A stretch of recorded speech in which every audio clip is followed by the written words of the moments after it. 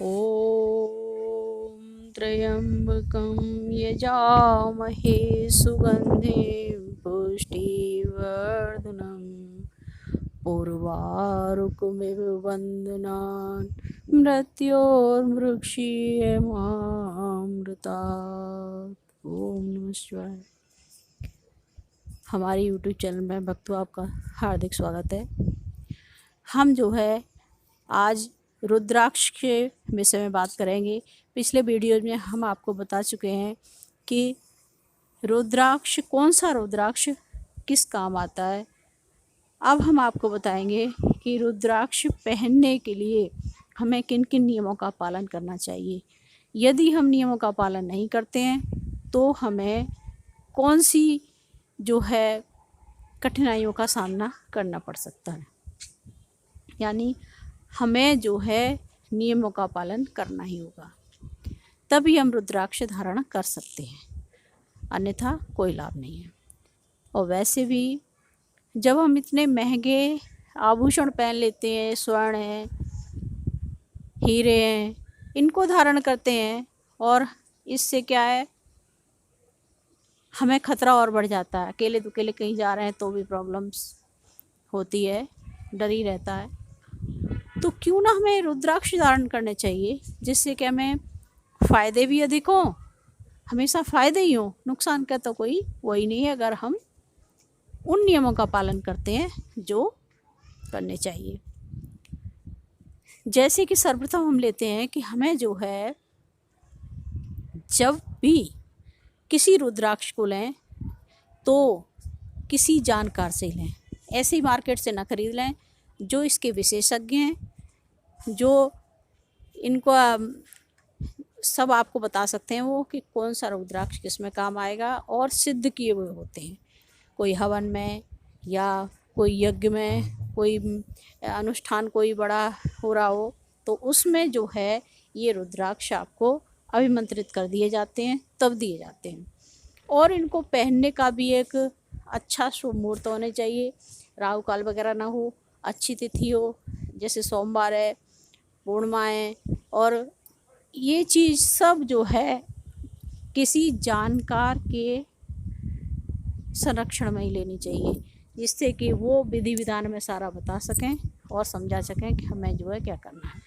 और धारण करने से पहले हमें 108 बार, जो भी रुद्राक्ष धारण कर रहे हैं या माला रुद्राक्ष धारण कर रहे हैं, तो 108 बार ओम नमः शिवाय का जाप कर लें। और सर्वप्रथम तो ये है कि उसको हम साफ़ जल में धोएं, फिर दूध में धो लें और गंगा जल में धो लें। उसके बाद उसको मंत्रों से अभिमंत्रित करें, जो है शिव जी के मंत्र के ओम नमः शिवाय का जाप करते हुए 108 बार पढ़ें। फिर उसको सुबह मतलब 12 बजे से पहले और अच्छे टाइम में, अच्छे मुहूर्त में ही उसको धारण करें। और धारण करने के बाद हमें ये ध्यान रहे कि हम कभी भी कहीं गंदगी में जा रहे हैं तो रुद्राक्ष को उतार कर रख दें। और यदि मृत्यु किसी की हो गई है, वहाँ जाना है, तब भी हम उसको सूतक की जगह पर नहीं ले जाएंगे। जैसे कुछ लोग, कहीं कोई मर गया है या जो है शमशान वगैरह में पहन के नहीं जाना है रुद्राक्ष, नहीं तो वो खराब हो जाएगा। और जैसे जिनके कोई बच्चा हुआ है, वहाँ सूतक लग रहे हैं, तो वहाँ भी रुद्राक्ष को अलग उठा के पॉलीथीन में बंद करके रख दें। घर में अगर इस तरह का है तो कुछ, जैसे किसी का जन्म हुआ है तो आप उठा कर रख दें। जब सूतक ख़त्म हो जाए 1 महीने बाद, तब जाके उसको फिर पुनः दूध से, गंगा जल से धो के और 108 बार उस पर जाप करके तब धारण करें।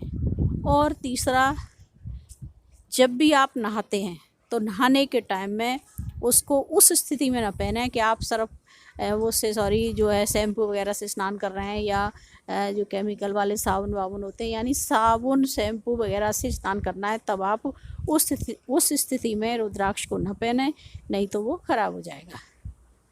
और जो है मेन अवस्था में ये ध्यान रखना है, जैसे कुछ लोग लेटर बाथरूम ही साफ़ करने लग जाते हैं खुद के ही, तो उस स्थिति में आपको उतार के रख देना है, नहीं पहनना है।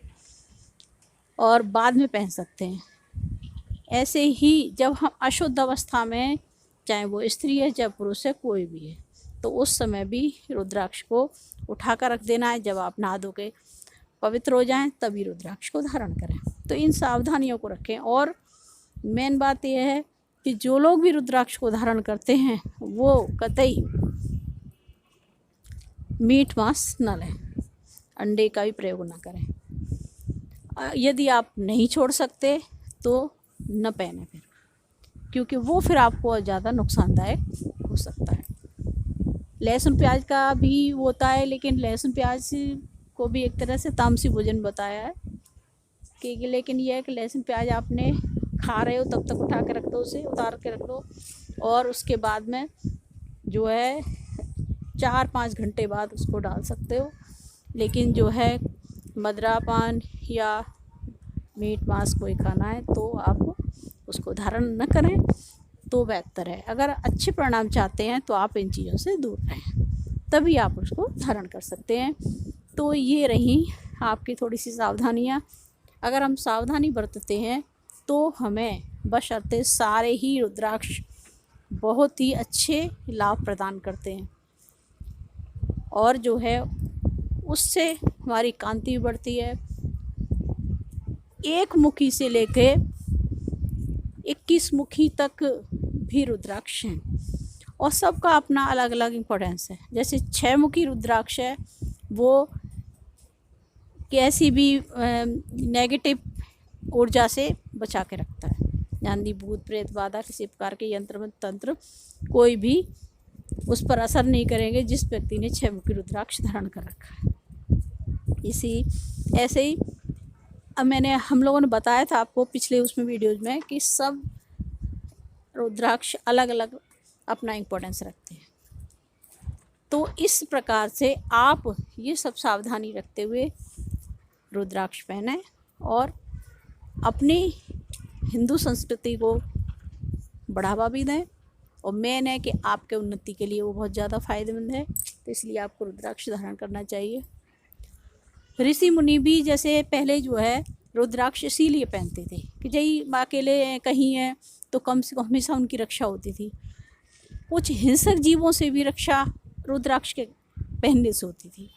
और कहीं भी वो जैसे जल वल पीते थे तो जल का भी वो रुद्राक्ष से पता लगा लेते थे कि पानी कहीं वो जहरीला तो नहीं, क्योंकि वो तो कहीं भी जा रहे होते थे, कहीं भी कहाँ पानी वानी पीना हो जाता था। तो कोई झील है तालाब है तो उसमें डाल के रुद्राक्ष से पता लग जाता था कि वो अगर सुई की सीधी दिशा में घूम रहा है रुद्राक्ष तो पानी सही है, और नेगेटिव में घूम रहा है तो पानी ठीक नहीं है। तो कुछ रुद्राक्ष असली भी होते हैं इनमें, और कुछ नकली भी होते हैं जिन्हें भद्राक्ष कहते हैं, और कुछ लकड़ी के द्वारा ही बना दिए जाते हैं। तो इनकी पहचान करना थोड़ा सा डिफ़िकल्ट हो जाता है, लेकिन हम कुछ स्तर पर इस तरह से पहचान कर सकते हैं। जैसे कि हम पानी में उसको डालते हैं तो असली रुद्राक्ष हमेशा डूब जाएगा, और जो नकली होंगे वो तैर जाते हैं क्योंकि लकड़ी हल्की होती है। और कुछ जो है इस तरह पहचान सकते हैं हम, जो सिक्के जो है रखते हैं, एक सिक्का नीचे रखते हैं, ऊपर उसके रुद्राक्ष रखते हैं, और ऊपर से एक सिक्का रखते हैं उनके छेद को टच करते हुए एक दूसरे को, तो वो जो है थोड़े हिलते हैं। असली रुद्राक्ष होगा थोड़ा हिलेगा, मूवमेंट करेगा, लेकिन नकली रुद्राक्ष होगा तो कोई मूवमेंट नहीं लेगा। तो इस तरह से हम इसे पहचान सकते हैं। तो इसमें कुदरती छेद होता है, इसमें छेद किया नहीं जाता। और जब भी हम पिरोएं तो बड़े सावधानी से हमें रेशमी धागे या सूती धागे में ही पिरोने चाहिए, क्योंकि कभी कभी हम सोने चांदी के धागे में पिरोते तो हैं, लेकिन क्या होता है अंदर से कभी चटकने का चांस रहता है, और सुनहारों से अगर कस के बांध देते हैं तब भी रुद्राक्ष चटक जाते हैं, तो उनका कोई फ़ायदा नहीं होता है। इसलिए हमें इस बात का विशेष ध्यान रखना है। अच्छा, अब वीडियो बहुत लंबा हो जाएगा, अधिक और कुछ कहा तो अगले वीडियो में बात करेंगे। अब आपका वीडियो देखने के लिए बहुत बहुत धन्यवाद। हमारा चैनल सब्सक्राइब करें और अधिक से अधिक शेयर करने का कष्ट करें। धन्यवाद।